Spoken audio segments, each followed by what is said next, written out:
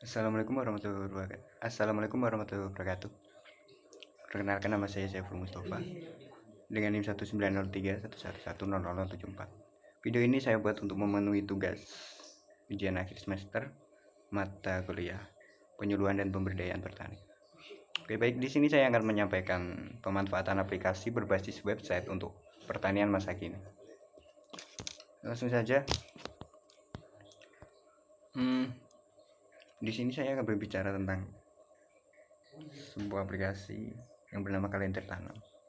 Kalender tanam sendiri merupakan, atau cropping kalender sendiri merupakan salah satu aspek pertanian yang menggambarkan jadwal penanaman jenis tanaman di daerah tertentu selama setahun, mulai dari masa persiapan tanah, penanaman, sampai panen. Selanjutnya pada tahun 2020 telah dimutakhirkan kembali menjadi versi 31 dengan informasi yang lebih mudah serta beberapa pembaruan informasi pada monitoring data alsintan, nutrisi ternak, prediksi iklim, dan informasi standing crop, integrasi data kalender tanam, rawa, serta informasi berbasis Android untuk kalender tanam terbaru.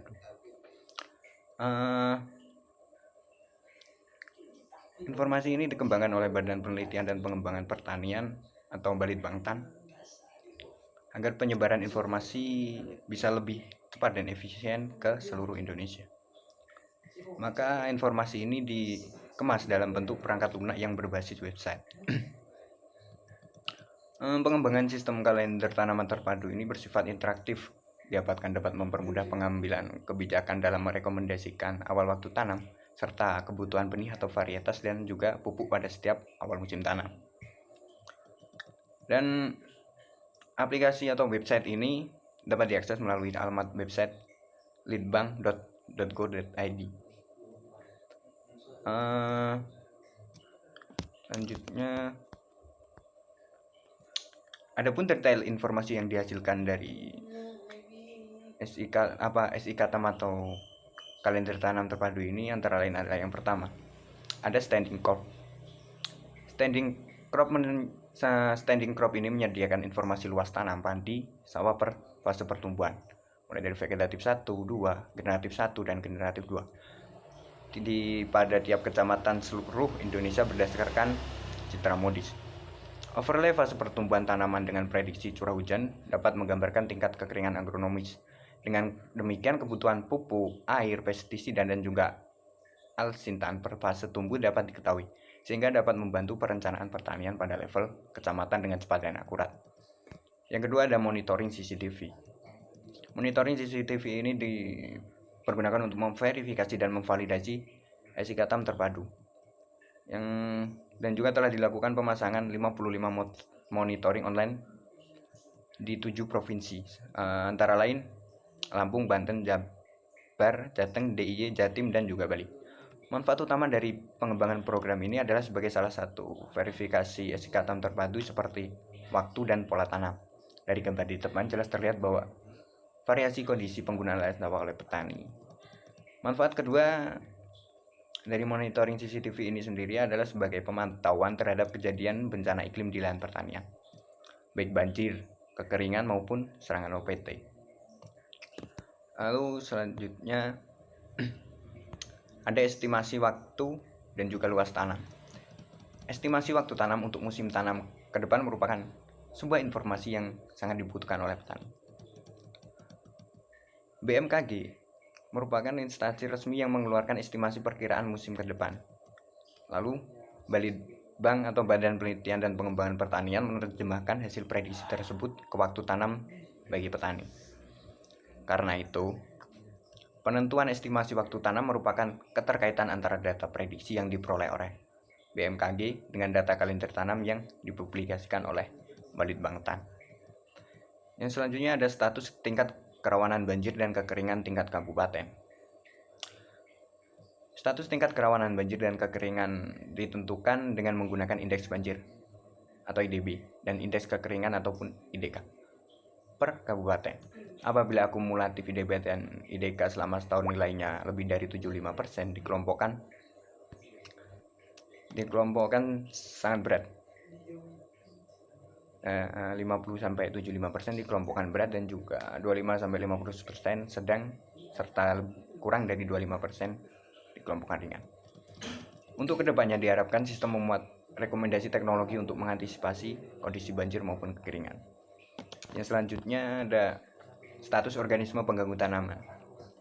Jadi di status wilayah setiap kabupaten terkena OPT dianalisis secara terpisah untuk 6 jenis OPT antara lain wareng, batang coklat, tikus sawah, penggerep, batang padi, tung roblas, dan kresek atau hawa daun bakteri. Dengan menggunakan indeks klasifikasi daerah serangan atau KDS, hasil analisis status serangan OPT dikelompokkan menjadi 4 pilihan, yaitu aman, sedang, rawan, dan juga sangat rawan dalam aplikasi ini. Yang selanjutnya ada rekomendasi dan kebutuhan pupuk. Ini yang dimaksud adalah rekomendasi varietas dan rekomendasi dan kebutuhan pupuk. Rekomendasi jenis pupuk setiap kecamatan pada intinya ditampilkan berdasarkan hasil estimasi komoditas apa yang ditanam, apakah padi, jagung, dan atau kedelai. Keterkaitan dengan data lain adalah pada saat menampilkan data kebutuhan pupuk merupakan hasil pengalian dosis per hektar dengan estimasi luas tanam musim ke depan. Untuk selanjutnya ada mekanisasi pertanian. Informasi mekanisasi pertanian terkait dengan kesiapan sarana pertanian yaitu traktor dan thresher, baik kebutuhan, kekurangan, dan juga usaha pemenuhan alat tersebut. Mungkin segitu untuk detail informasi yang terdapat dalam SIK TAM ini. Untuk panduan penggunaan aplikasi atau website ini,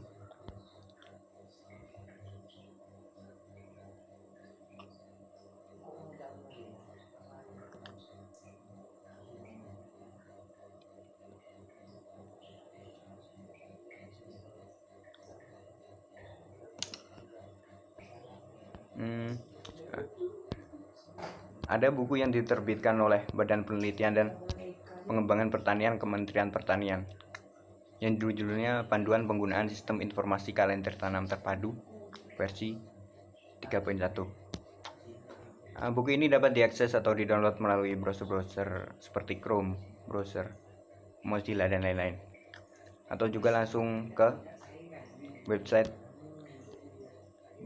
Balitbangtan. Di sini berisi tentang panduan bagaimana caranya menggunakan atau memperoleh informasi dari SIK TAM ini, mulai dari mengakses sampai dengan menentukan waktu tanam,